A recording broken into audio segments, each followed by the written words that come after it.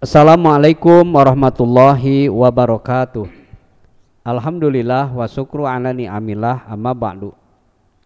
Pendengar dan pemirsa Mutiara Pagi dari Bandung dimanapun Anda berada, mati husnul khotimah adalah kematian yang didambakan oleh umat muslim, yaitu kematian dalam keadaan baik.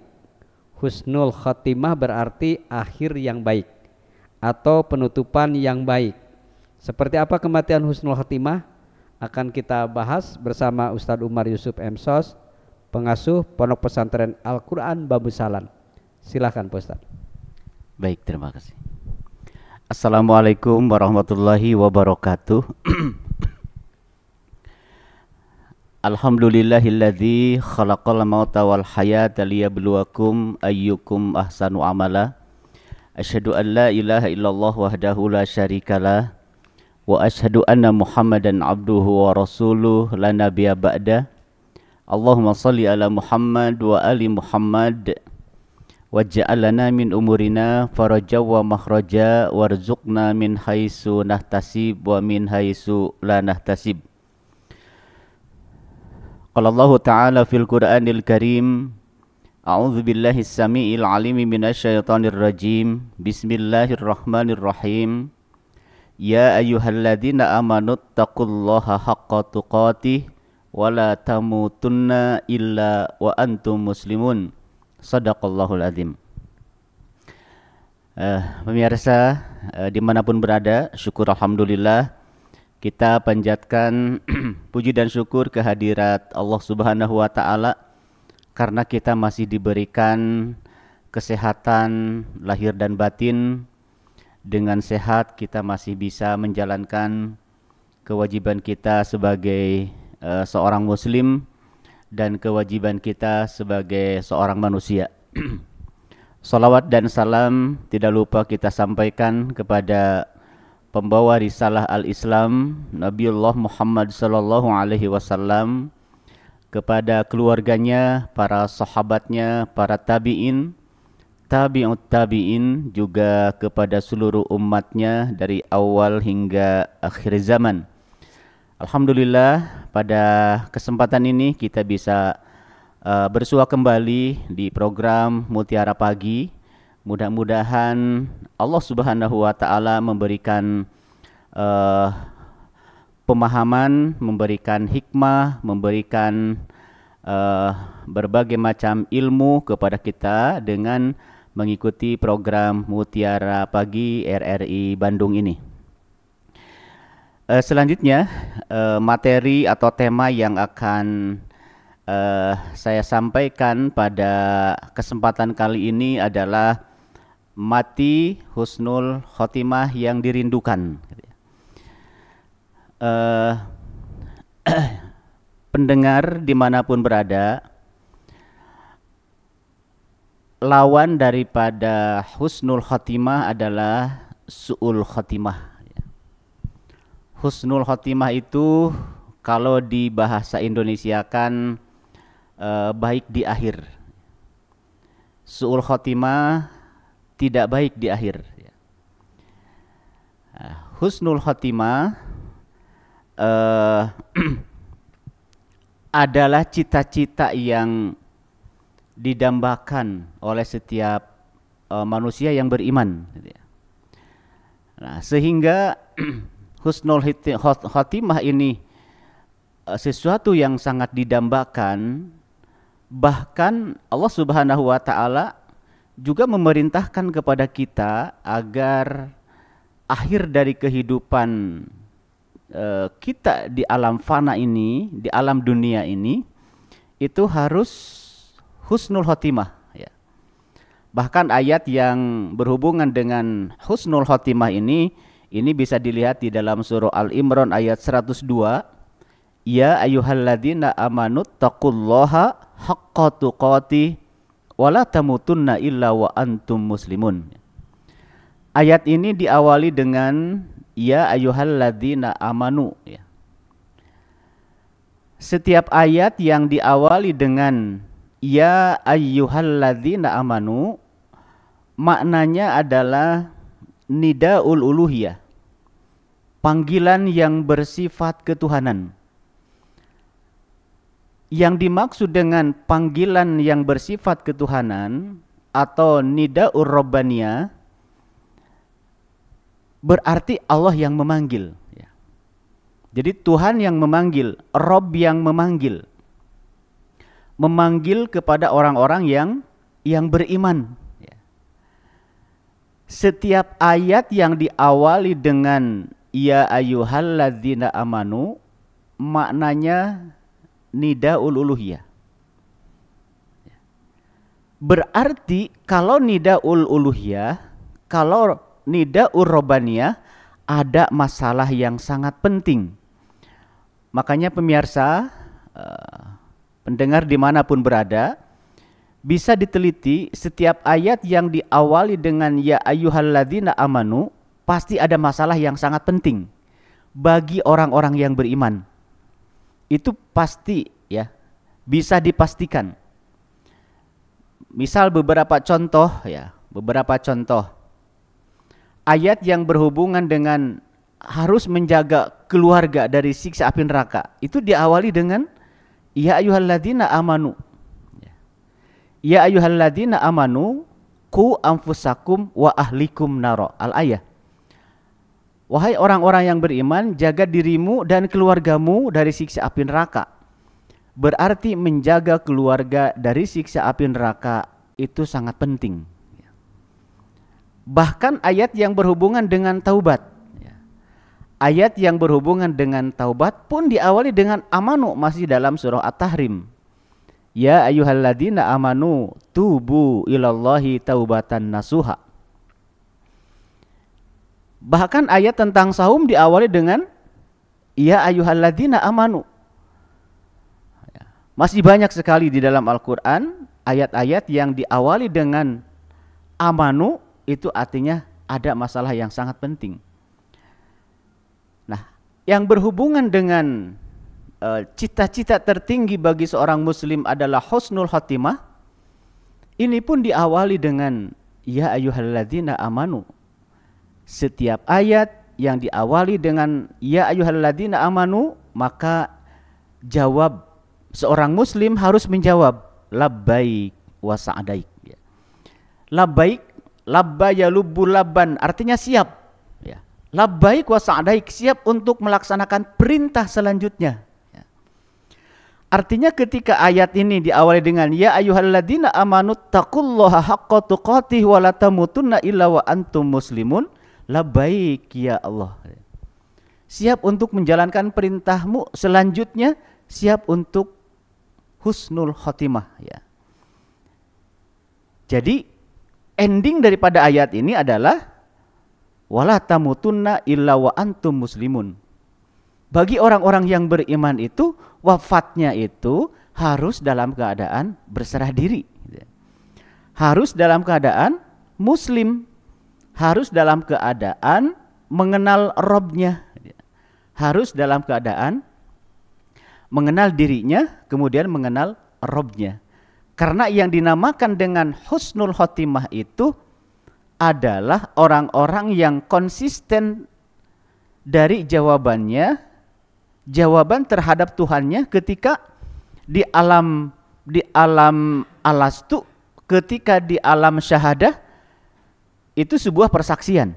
Sebuah persaksian. Kata Allah, alastu birabbikum. Kata seluruh jiwa manusia menjawab, qalu bala syahidna. Betul, engkau adalah Tuhan kami. Nah, ini kan sebuah dialog, pertanyaan dari Allah dijawab oleh seluruh jiwa manusia.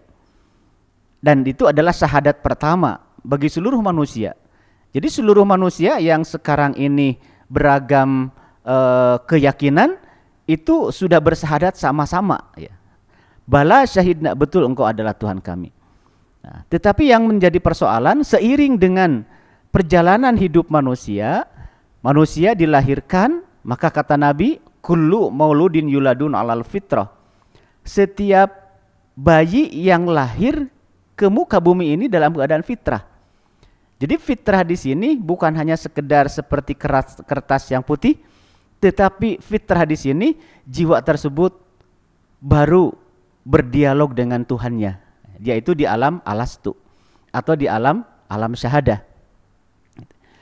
Nah, proses perjalanan hidup manusia ya, yaitu dari mulai alam rahim, kemudian alam dunia, bisa dilihat ya bagaimana berapa usia manusia ketika hidup di dunia.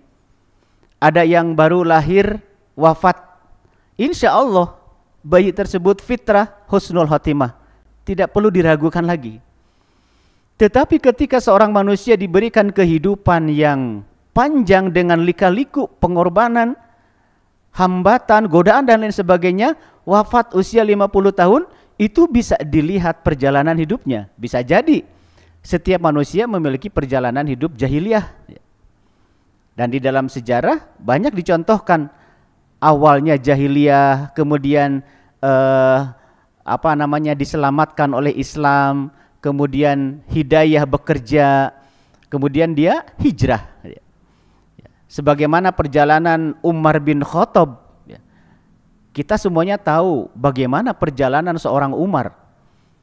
Umar itu dalam sejarahnya adalah orang yang ditakuti lawan maupun kawan.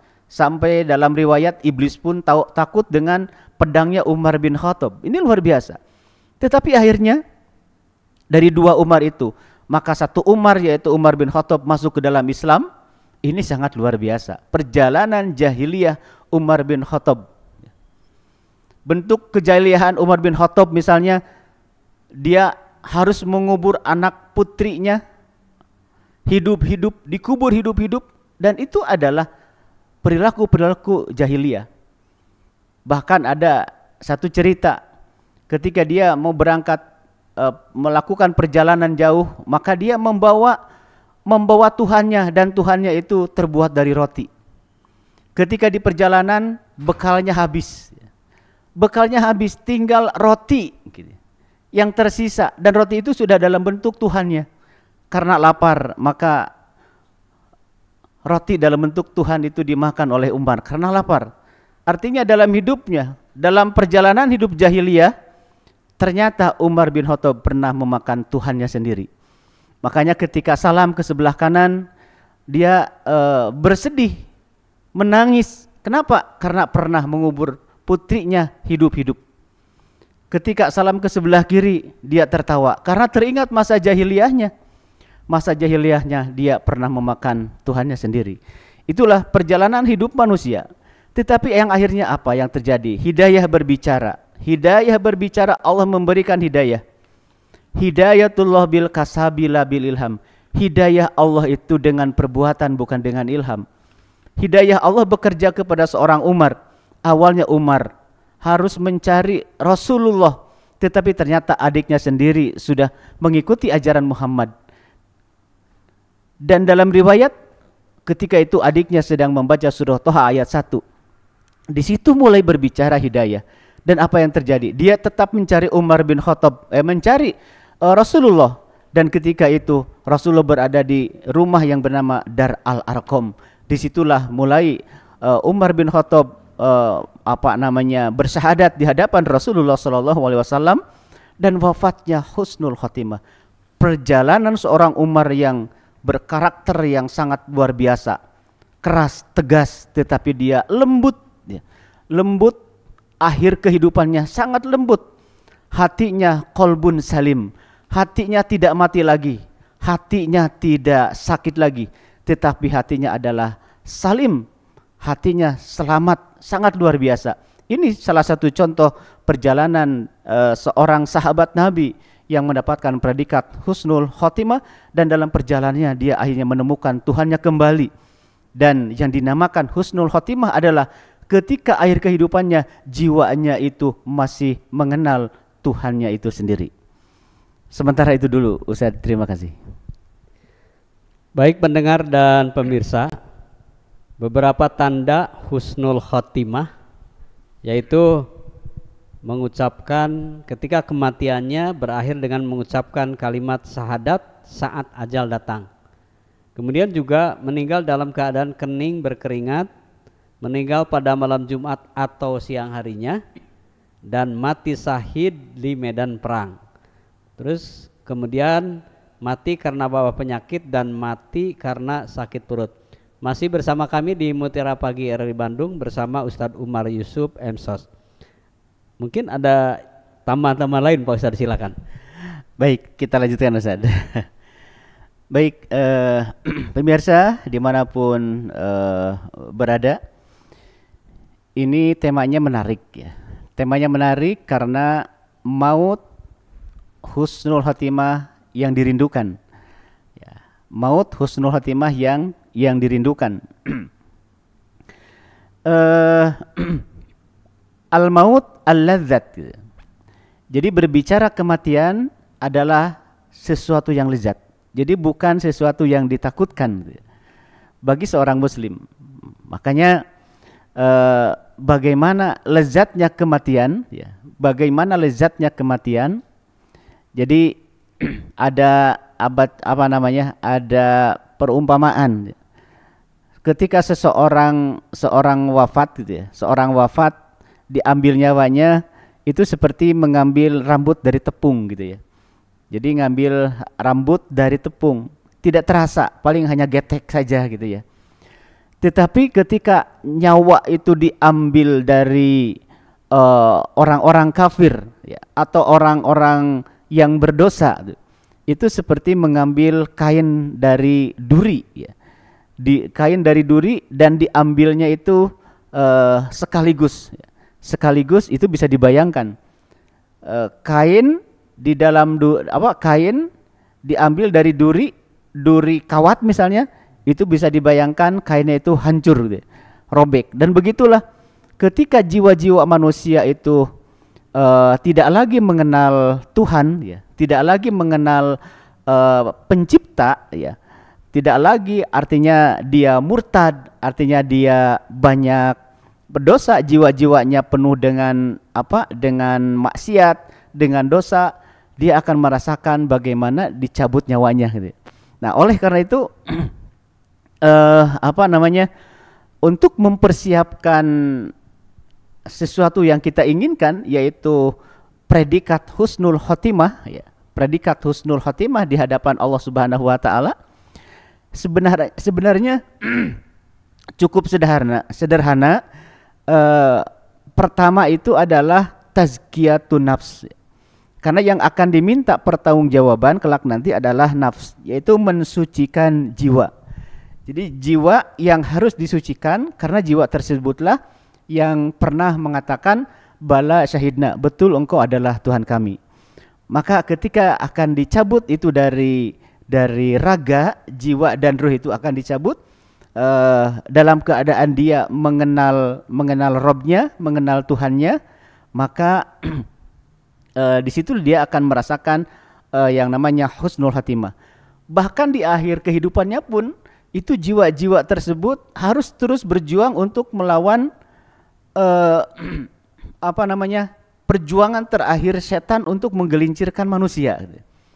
Jadi setan itu kan bersumpah ya, sampai azalnya, sampai hari kiamat akan menggelincirkan, al-istiwadza alaihim. Artinya digelincirkan, bahkan sampai menjelang ajal pun itu setan akan terus mendekati sampai jiwa tersebut lupa lagi terhadap Tuhannya gitu ya. Lupa terhadap Tuhannya, sehingga kalau di masyarakat kalau ada yang sedang sakit parah, sakaratul maut, itu harus ditalkin gitu ya. Harus ditalkin, harus didengarkan kalimah-kalimah tauhid, baik membaca Al-Qur'an, baik azan, baik pokoknya bacaan-bacaan Al-Qur'an itu harus terus masuk, karena ya nanti yang berhubungan dengan bacaan-bacaan Al-Qur'an itu tidak ada lagi hubungan dengan raga. Raga itu hubungan dengan dokter. Raga itu berhubungan dengan rumah sakit. Tetapi kalau berhubungan dengan ruh, berhubungan dengan nafas, itu berhubungan dengan perjuangan dia melawan setan. Detik-detik terakhir setan itu akan menggelincirkan. Makanya al-istiwadza alaihim itu perjuangan terakhir jiwa manusia itu adalah melawan setan yang akan menggelincirkan, sehingga ketika kematian itu dia lupa terhadap Tuhannya. Banyak sekali misalnya yang seperti disampaikan Ustadz tadi, indikasi-indikasi husnul khotimah yang sering kita baca tadi ya Ustaz ya, bahwa apa namanya, orang-orang yang ada indikasi dia husnul khotimah, dia tidak merasakan bahwa dia akan mengalami sebuah kematian.